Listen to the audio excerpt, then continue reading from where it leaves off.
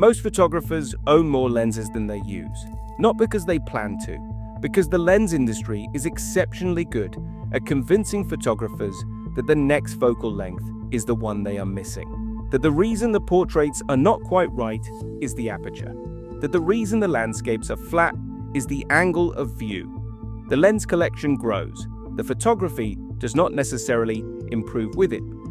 3 lenses cover 95% of everything most photographers actually shoot. This video names them, explains why, and makes the case for stopping there, or at least starting there and staying honest about whether anything else is genuinely necessary. But first, the lenses most photographers buy that they do not need. The ultra-wide angle lens. At 14 to 24 millimeters, ultra-wide lenses produce dramatic images in the right hands. They are also one of the most commonly purchased lenses that photographers use significantly less than they expected. The problem is not optical quality. Modern ultra-wide lenses from Sigma, Tamron, and the major manufacturers are technically impressive. The problem is that ultra-wide photography requires a specific compositional approach that most photographers have not yet developed when they buy the lens. Without strong foreground interest, an ultra-wide shot produces an image that feels empty rather than expansive. The sky is enormous, the main subject is tiny, and the distortion at the edges, while manageable, requires careful management of where lines and shapes fall in the frame. Photographers who buy ultra-wide lenses for travel, landscape, or architecture frequently find themselves reaching for a standard zoom within 6 months because the ultra-wide demands more compositional work than the images they wanted to make required. The macro lens. Macro photography is genuinely compelling. The ability to reproduce a subject at life size or larger, revealing detail that the naked eye cannot see, produces images that are immediately striking. It is also a very specific discipline that most photographers do not practice consistently enough to justify a dedicated lens. A good macro lens costs between $300 and $800, depending on the system. It performs one function exceptionally well. For occasional close-up work, many standard zoom lenses provide enough close focus capability to produce results that most photographers find satisfying. The dedicated macro lens earns its place when macro work is a regular part of the practice, not an occasional experiment. The 85mm prime. This will surprise some photographers. It is one of the most universally praised portrait focal lengths in photography. The compression it produces, the background separation at wide apertures, and the flattering perspective on facial features are all real and genuinely beautiful. The reason it belongs on this list is not that it produces bad images. It is that most photographers who own both a 50mm prime and an 85mm prime regularly reach for one and leave the other in the bag. The 85mm and the 50mm cover different distances to the same subject. They produce different compression.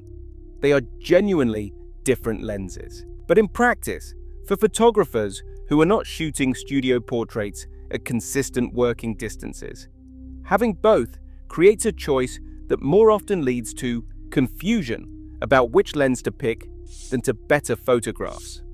Pick one. Learn it. The images will be better for the depth of knowledge than they would be from the optically perfect choice between 2 similar focal lengths. Now, the 3 lenses worth owning. Lens 1, the 24 to 70mm f2.8 zoom. This is the lens that professional photographers reach for first, because it covers the range where most photographs are made. At 24mm, it is wide enough for interior spaces, group shots, and environmental portraits. At 70mm, it delivers flattering compression for individual portraits and the ability to isolate a subject from a busy background. At f2.8 across the zoom range, rather than a 5.6 at either end, it handles low light situations that kit lenses cannot. The main argument against it is price. The Sony 24-70mm G Master, the Canon RF 24-70mm L, and the Nikon Z 24-70mm S all cost between $1,200 and $2,500, depending on the system. That is a significant investment. The counter-argument is Sigma and Tamron. According to F-Stoppers, reporting in 2026, Sigma's 24-70mm f2.8 delivers 95% of the optical performance of the first-party alternatives at around half the price. The Tamron equivalent is similarly capable and similarly priced. For Sony E-mount shooters specifically, the third-party market for this focal range is exceptionally strong. A 24-70mm f2.8 is not an affordable lens. It is, however, a lens that replaces several other lenses, and for photographers who buy it and stop there, it is almost always cheaper than the collection of zooms and primes it consolidates. Lens 2, the 50mm f1.8 prime, the cheapest genuinely excellent lens available for almost every camera system.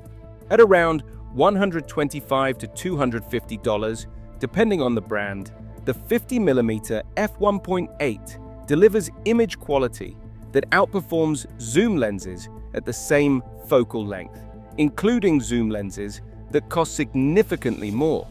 It produces background separation that the kit lens cannot replicate. It performs in low light that stops a kit lens entirely.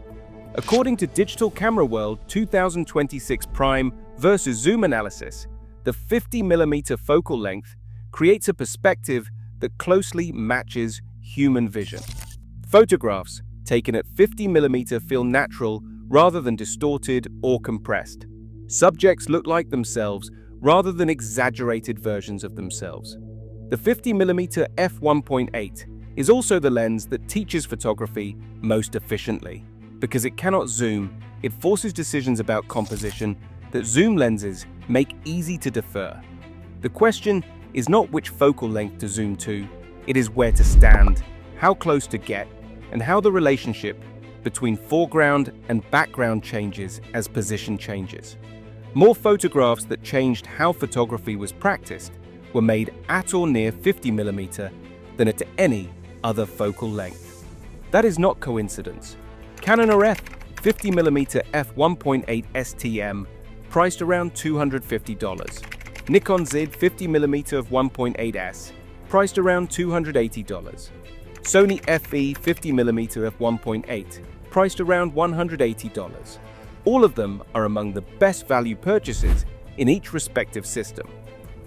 Lens 3, the 70 to 200mm f2.8 zoom. This is the lens you use for everything the first two lenses cannot reach.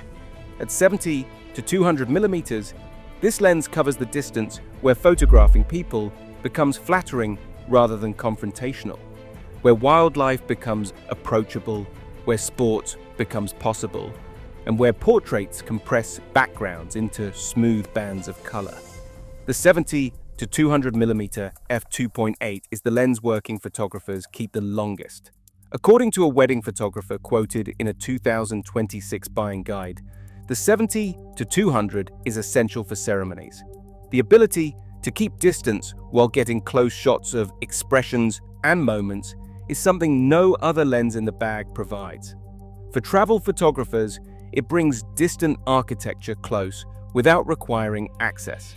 For portrait photographers, it creates background separation and compression that makes subjects appear more three-dimensional against the scene behind them.